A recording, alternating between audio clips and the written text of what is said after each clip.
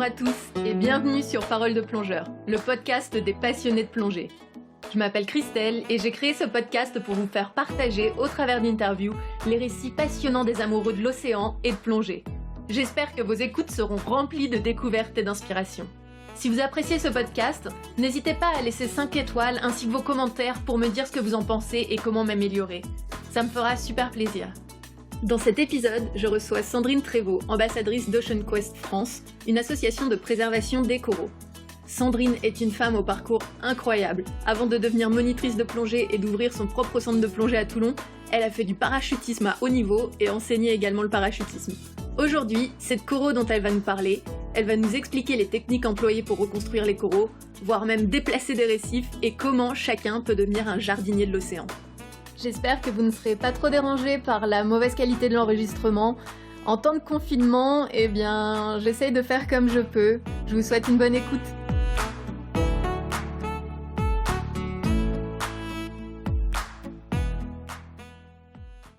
Bonjour Sandrine, je te remercie grandement d'avoir accepté mon invitation. Je suis très contente que tu sois là pour nous parler d'un sujet passionnant, la restauration des récifs de coraux.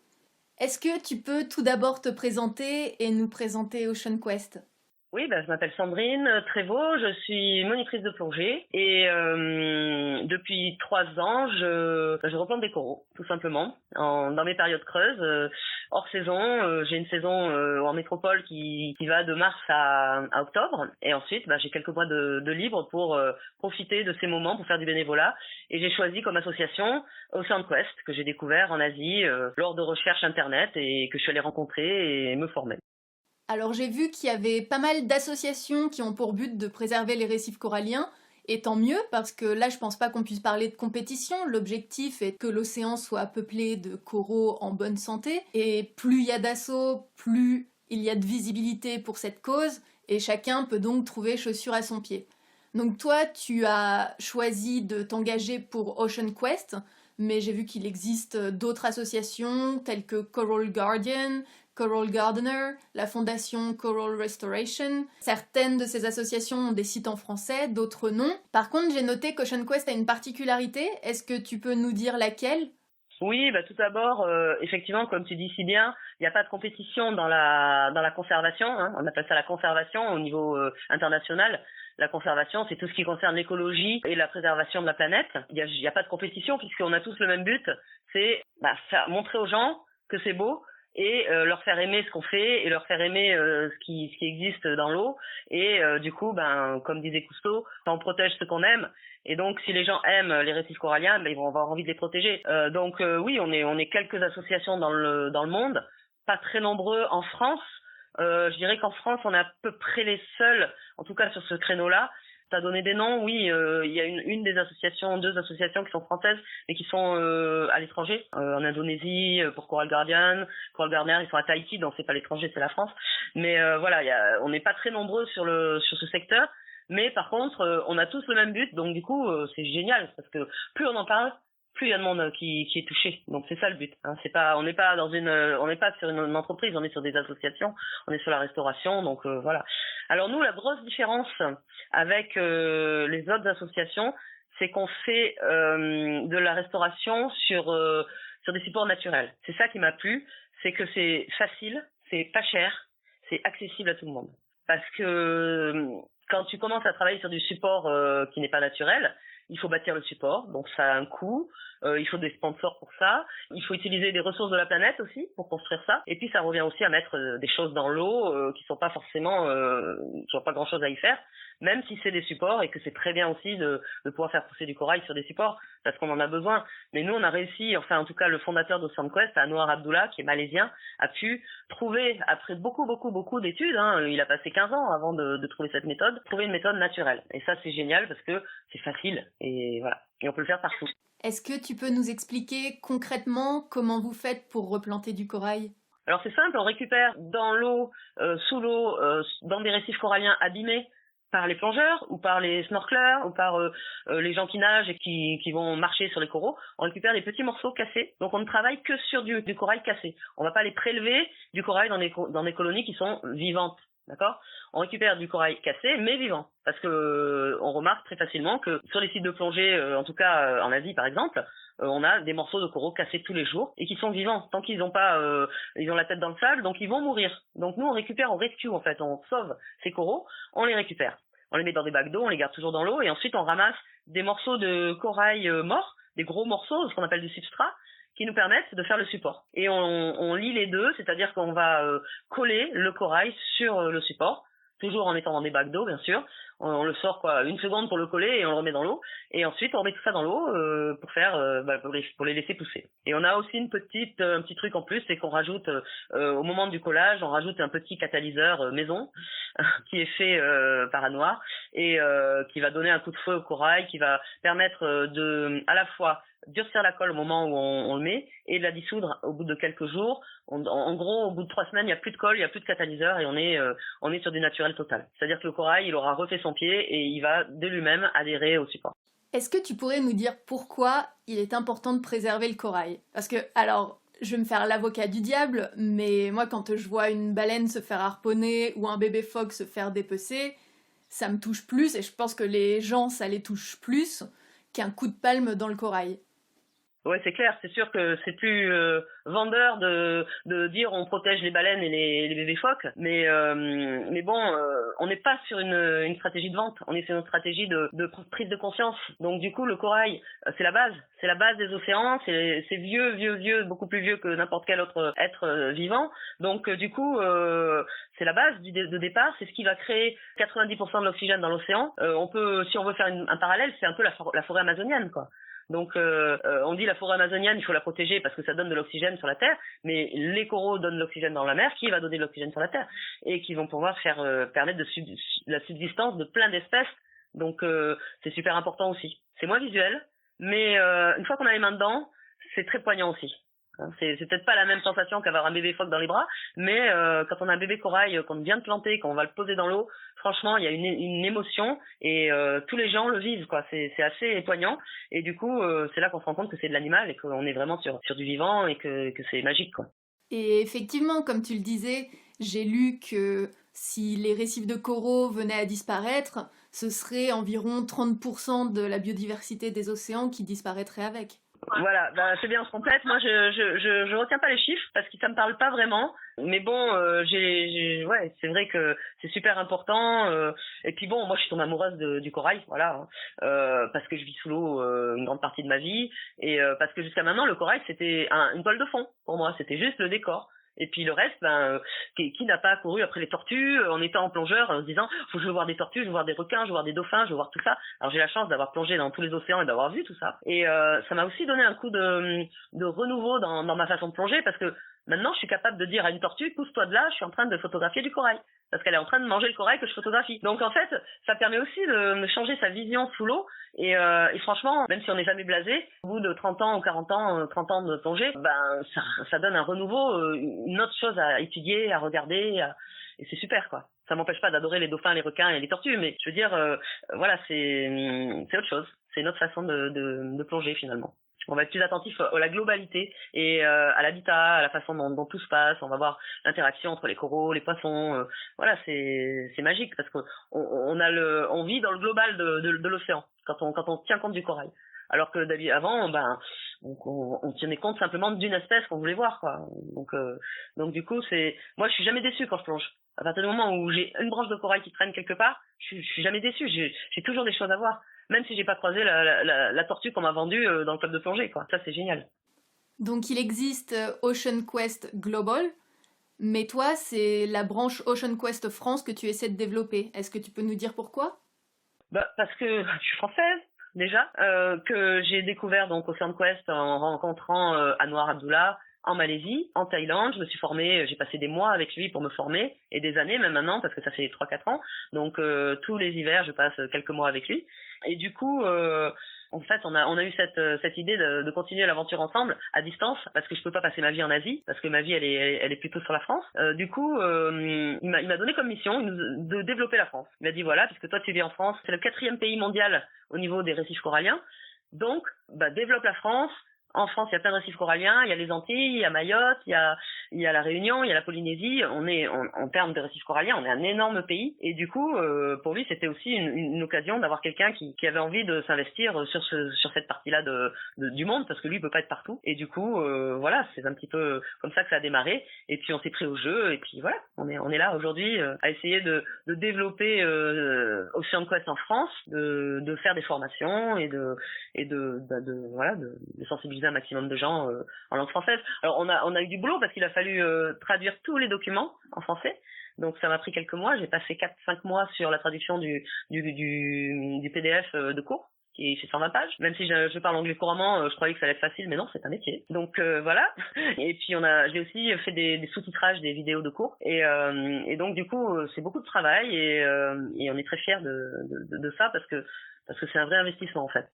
Alors on entend souvent que la cause principale de la disparition des récifs coralliens, c'est le réchauffement climatique. Si c'est le cas, est-ce que c'est pas vain de reconstruire les récifs? Est-ce que les récifs que vous reconstruisez vont pas mourir eux aussi? On va pas lutter contre le réchauffement climatique. De toute façon, une grande partie des destructions de récifs est due à l'humain. Parce que le réchauffement climatique, ça vient de l'humain, on est d'accord. Donc, comme dit Anouar, le plus gros problème des récifs coralliens, c'est l'homme. Mais bon, l'homme est là, donc on va pas lutter contre de toute façon. Par contre, il y a aussi des causes qui sont totalement naturelles. Un cyclone, un tsunami, des grosses vagues qui vont casser les récifs. De toute façon, oui, on va pas lutter contre le réchauffement climatique, on va pas empêcher les coraux de blanchir à certains endroits. Par contre, on peut aider à reconstituer les stocks de coraux existants avec nos méthodes. Donc, on va pas sauver la planète, mais à notre petite échelle, c'est un peu comme le colibri de Pierre Rabhi. Ben voilà, on va prendre un petit brin de corail, on va le replanter et comme je le dis souvent, si tout le monde plante quelque chose dans sa vie, que ce soit du corail, un arbre, une plante, eh ben c'est bien. C'est déjà une prise de conscience. Voilà. Nous, on plante du corail parce qu'on est plongeurs et qu'on aime ça. Après, y en a qui vont planter des arbres dans la montagne. Chacun fait à sa façon et dans ses possibilités. Et c'est ça qui est génial, c'est que c'est de l'espoir. Oui, il y a des catastrophes. Oui, l'homme n'est pas forcément le bienvenu partout dans la mer.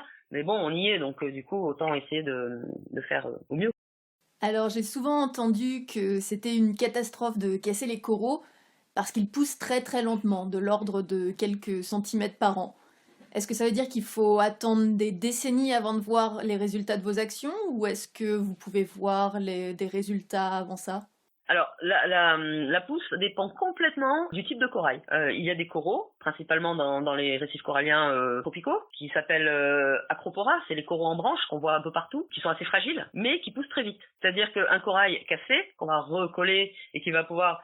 Nous, on les stabilise simplement, c'est-à-dire qu'on va les prendre, on va les stabiliser pour qu'ils aient un support pour repousser. Donc du coup, ce corail, une fois qu'il a la tête hors du sable, il est plus en train d'étouffer dans le sable. Enfin, ce corail, cette colonie, puisque rien qu'une petite branche de 10 cm, il y a des milliers de petits polypes, de petits animaux dedans. Donc on va les stabiliser et on a des acroporas qui poussent de 1 cm par mois. Donc moi j'ai planté des coraux avec Anouar il y a 2 ans, à Koh Lanta par exemple, où on a démarré aussi à Koh Phi Phi, une petite nurserie où j'ai des amis qui y sont en ce moment et qui m'ont dit, on a vu la nurserie, qu'est-ce qu'elle est belle, c'est énorme comme ça a poussé.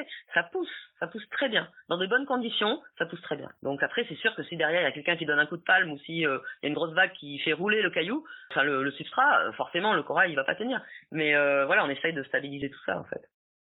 Et j'ai lu un article sur internet qui disait texto: la mission d'Ocean Quest, c'est de réparer mais aussi d'anticiper. Si un ponton doit être construit au-dessus d'un récif corallien par exemple, alors Ocean Quest va se charger de temporairement déplacer le corail pour pouvoir le réinstaller une fois les travaux finis. Alors là, je me suis dit, waouh, mais c'est possible ça de déplacer des récifs de coraux? Ouais, alors ça je sais pas si c'est sur le site de Ocean Quest Global, c'est possible, tu l'as vu en anglais sûrement. Alors, on va pas déplacer des récifs de coraux. On n'a pas des bulldozers sous la mer pour déplacer et prendre dessous et dire allez, on va prendre tout le truc, on va le poser ailleurs. Mais c'est pas tout à fait ça. On va récupérer une partie des coraux. Dans ce cas-là, on va se permettre de récolter une partie des coraux. On essaie de prendre toutes les espèces possibles qui existent sur ce site pour les transplanter à côté, un peu plus loin, les garder vivants et les laisser pousser. pour ensuite, une fois que les travaux sont faits, les ramener sur le récif. Mais une partie du récif sera forcément impactée et abîmée par les travaux. On va pas pouvoir tout prendre. On va essayer de sauver les gènes de tous les types de coraux existants. Donc on va les mettre dans une nurserie à côté, on va les laisser tranquilles et quand on peut, on les remet en place. J'avoue que c'est pas des actions qu'on fait très souvent. Ça a été fait à Noir, on a fait quelques-unes sur l'Asie, mais c'est pas le principal de nos actions. Mais c'est possible. Alors, une des choses qui m'a plu lorsque j'ai commencé à me renseigner sur Ocean Quest, c'est le fait que cet asso propose des solutions pour que tout le monde puisse participer et pas seulement en faisant des appels aux dons. Vous avez mis en place des programmes de formation et ça m'intéresse beaucoup car j'adore apprendre. Mais bon, me lancer dans un master d'océanographie pour pouvoir sauver l'océan, ça me fait un peu peur. Alors j'ai vu qu'Ocean Quest propose des programmes qui sont accessibles à tous, à la fois pour les plongeurs, pour les moniteurs. Pour les instructeurs de plongée, les programmes de formation sont notamment très intéressants car ils leur permettent d'ajouter une spécialité à leur offre d'enseignement. Au même titre qu'une spécialité épave ou caverne, ils vont pouvoir proposer à leurs clients une spécialité restauration de corail. Est-ce que tu peux nous en dire plus ? Oui, bien sûr. Alors effectivement, nous on est dans l'action. Voilà, on est dans l'action, c'est-à-dire que on n'est plus en train de tirer des sonnettes d'alarme, à faire des vidéos en disant la planète va mourir, le corail est en train de mourir, patati patata. Ça, il y en a assez qui le font, ils le font très bien. Ça permet aux gens de se rendre compte, de se dire oh mince, le corail est en train de mourir. Mais nous, c'est pas notre mission. Nous, on fait de l'action, c'est-à-dire que le but, on est des jardiniers. On est des jardiniers. Alors bon, c'est pas du végétal, c'est de l'animal, mais bon, c'est un petit peu pareil. C'est-à-dire que on va essayer de sauver un maximum de coraux, de les mettre dans des nurseries, de les faire pousser, de les remettre dans le récif. On n'est pas là pour voilà, on est là pour faire de l'action et du coup, action égale formation. Puisque le but c'est d'avoir un maximum de gens qui soient capables de planter des coraux dans le monde. Anouar m'a dit récemment, la dernière fois que je l'ai vu, il m'a encore dit ça, c'est son leitmotiv. Si un jour il y a une grosse catastrophe sur la planète qui touche le corail, j'aimerais que partout dans le monde, il y ait des jardiniers du corail qui sachent faire et qui puissent prendre leur petit seau et leur pelle, c'est un petit peu l'idée, et aller replanter les coraux ou redresser les coraux cassés, ou parce qu'on fait pas que de la plantation, on fait aussi de la réhabilitation, c'est un petit peu différent. Et donc du coup, il aimerait, voilà, c'est ça son but ultime, c'est que tout le monde pour la planète, et surtout tous les gens qui vivent en bord de mer, et tous les gens, même les pêcheurs, les gens qui sont en Indonésie, qui sont en Asie, partout, en bord de mer, qui sont pauvres, qui n'ont pas les moyens, il forme des gens, on les forme gratuitement ces gens-là, parce qu'on aimerait qu'ils soient capables de le faire. C'est vraiment lui sa mission, à haut niveau, quoi, dans sa tête. Après, nous, à notre petit niveau, on fait de la formation de plongeurs, puisque, vu qu'on travaille sous l'eau, on fait ça sous l'eau, c'est mieux de savoir un petit peu plonger, mais on peut faire ça en apnée. Des non-plongeurs peuvent nous aider aussi en surface. Donc en fait, tout le monde peut participer. Et ce qui est génial, et c'est pour ça, moi je suis comme toi, j'adore apprendre. Quand j'ai vu que je pouvais apprendre ça, je me suis dit, mais c'est génial. Je suis pas obligée d'aller faire 1 an, 2 ans, 3 ans dans une université pour apprendre ce que c'est un corail. Dans notre système de formation, c'est un système avec des vidéos. Donc il y a 5, 6 chapitres, 7 chapitres. Un chapitre sur le corail, un chapitre sur les outils, un chapitre sur comment on fait, un chapitre sur le substrat. Et en fait, c'est super simple. Donc on a une formation théorique qui est tout en vidéo aussi, donc c'est bien pour les gens parce que c'est cool à faire. Et puis on a une formation pratique. Donc quand on a fini la théorie, on prend nos gants, on prend notre petit matériel et on va planter du corail. Donc ça on va sauver du corail même. Donc ça c'est génial parce que c'est accessible à tout le monde. Et j'avoue que si j'ai craqué pour Ocean Quest, c'est aussi pour ça, c'est que on n'est pas que des scientifiques. Il y a énormément de scientifiques évidemment dans Ocean Quest. Il y a des gens qui travaillent sur le corail toute l'année. Ils sont en Malaisie, ils sont dans un laboratoire, ils sont au bord de la mer, ils sont dans une île qui est presque uniquement réservée à ça pratiquement.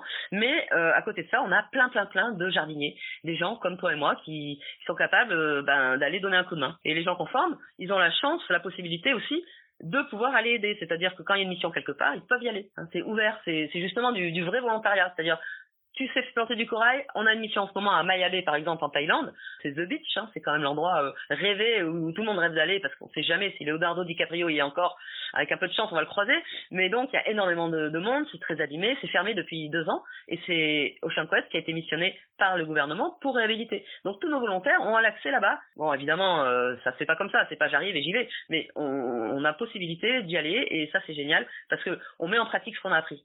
Donc c'est pas juste de la théorie, c'est vraiment on peut aller aider. Il y a des endroits en Malaisie, il y a des endroits en Indonésie, au Vietnam, aux Philippines, et là on est en train de lancer un projet français aux Antilles.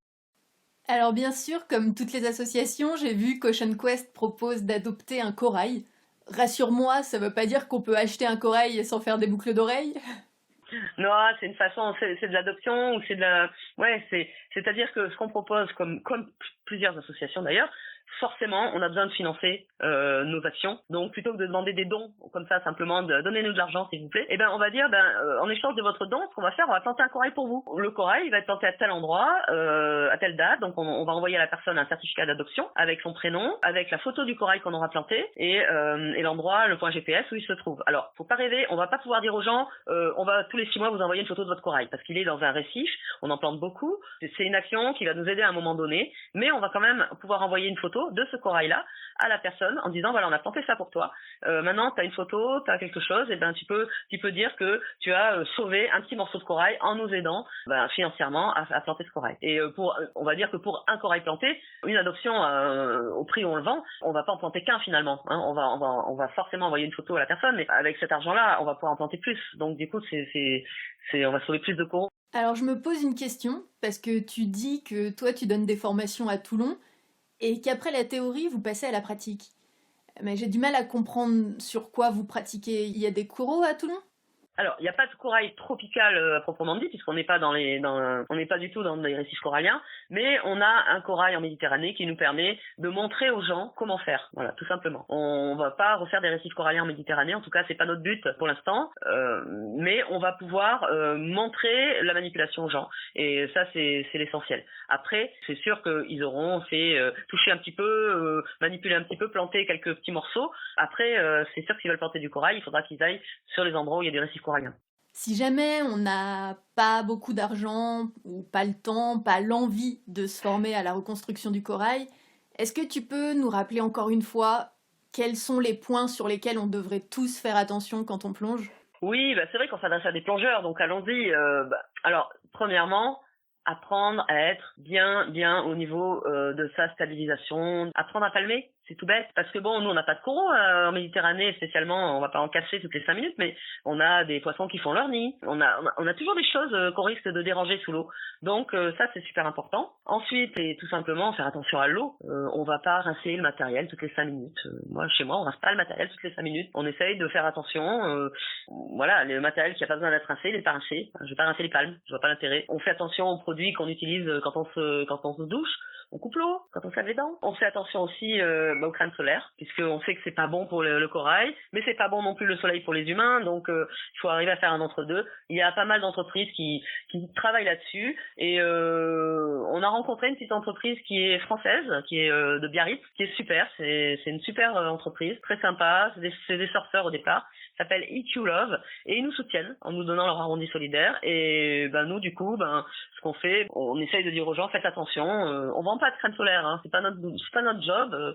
on vend rien du tout, mais on leur dit voilà, si vous cherchez, vous pouvez trouver des gens qui font attention à la planète, et essayez au moins on essaye de leur en parler. Et je voulais ajouter quelque chose aussi que j'ai vu pas mal pendant que je travaillais sur les bateaux de croisière, c'est que les gens au final quand ils font leur valise chez eux, ils pensent pas vraiment à apporter des produits de toilette, donc shampoing, produits à douche naturels, et que une fois sur le bateau, en fait, quand on vit sur un bateau, tout est directement déversé dans la mer.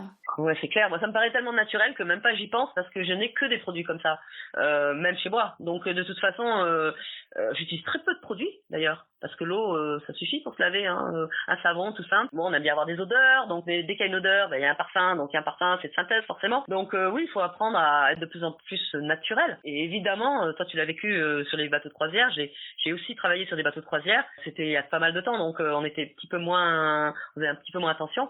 Mais maintenant, je suis sûre qu'il y a pas mal de croisiéristes, de bateaux qui mettent à disposition même des gens, quand ils ont un certain niveau de prix, je pense, carrément les produits aussi. Moi, j'ai vu dans des hôtels, par exemple, là, je reviens d'Égypte, je suis allée en janvier, certains hôtels, il y avait des produits bio, respectueux de l'environnement, qui étaient à disposition. Donc ça, c'est génial. Ça veut dire qu'il y a une prise de conscience de tout le monde. Voilà, c'est pas que le plongeur, c'est aussi celui qui va l'accueillir, qui doit faire sa part de boulot, quoi. Alors, je voulais parler un peu cinéma, parce que je trouve que les vidéos, ce sont de super moyens pour faire passer des messages, apprendre de manière divertissante. Et sur le sujet du blanchiment des coraux, il y a le film Chasing Coral de Jeff Orlowski, qui est sorti en 2017 et que j'ai trouvé vraiment très éducatif et très très inspirant. Est-ce que toi, tu as d'autres films? Alors peut-être que déjà tu as un avis sur ce film-là, mais peut-être que tu as d'autres films à nous conseiller aussi sur le sujet? Ouais, c'est un super film. Il a vraiment permis de mettre vraiment en lumière ce qui se passe au niveau des récifs coralliens. C'est un super travail. Il n'y a pas énormément de films, il n'y a pas de films spécialement sur le corail, en tout cas, je les connais pas. Chez Ocean Quest, Anouar fait beaucoup de vidéos, il adore ça. Et il en a mis beaucoup sur YouTube. Donc on peut facilement trouver sur YouTube, gratuitement, des vidéos. Je connais pas le nom exact de sa chaîne, mais j'ai cherché tout à l'heure. C'est YouTube, Ocean Quest Global. Si on tape ça, on va trouver. Faut taper Global parce qu'Ocean Quest, c'est un nom qui est pas mal utilisé pour d'autres choses. Mais Ocean Quest Global, on va trouver des vidéos sur les nurseries. Il fait pas mal de petites vidéos de quelques minutes. Il en a mis beaucoup sur YouTube à une époque. Et du coup, il y a pas mal de choses à ce niveau-là. Est-ce que tu as un dernier mot que tu voudrais ajouter avant qu'on termine cette interview ? Écoute, moi je suis pas trop donneur de leçons, mais pour moi la préservation c'est agir, c'est faire quelque chose, quoi, planter quelque chose. Comme j'ai dit tout à l'heure, planter un arbre, planter du corail, peu importe, ça permet d'agir et de se rendre compte que on peut à notre échelle, petit bout par petit bout, faire quelque chose. On est des petits colibris et sous l'eau c'est pareil. Donc voilà, si on veut être acteur de quelque chose, eh ben on peut le faire. On n'est pas obligé d'être scientifique, on n'est pas obligé d'avoir fait des études énormes. Chacun peut le faire à son échelle. Et puis s'il y a des gens qui veulent plonger utile, hein, c'est Ocean Quest, c'est diving with purpose. Donc toi qui traduis des choses, j'ai jamais trouvé une jolie traduction en français. Plonger pour un but, plonger pour une cause, plonger, voilà. On pourra en reparler parce que c'est vrai que j'ai cherché à le traduire en français pour que ça soit joli et j'ai jamais trouvé quelque chose de joli. Donc du coup nous on a utilisé le hashtag Mission Corail parce que ça parle aux gens. Mais effectivement Ocean Quest c'est diving with purpose et c'est donc plonger pour une cause, pour un but. Et ça, s'il y a des plongeurs qui veulent le faire en France, en tout cas c'est possible. Voilà, avec nous.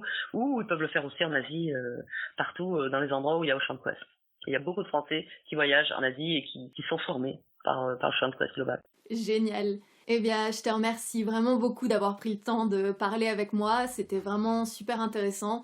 Moi, j'ai appris beaucoup. J'espère que d'autres apprendront également. Merci. Mais merci à toi, Christelle. C'est vrai que c'est super d'avoir des gens qui s'intéressent à nous et puis voilà, quoi, c'est top. Merci beaucoup à toi.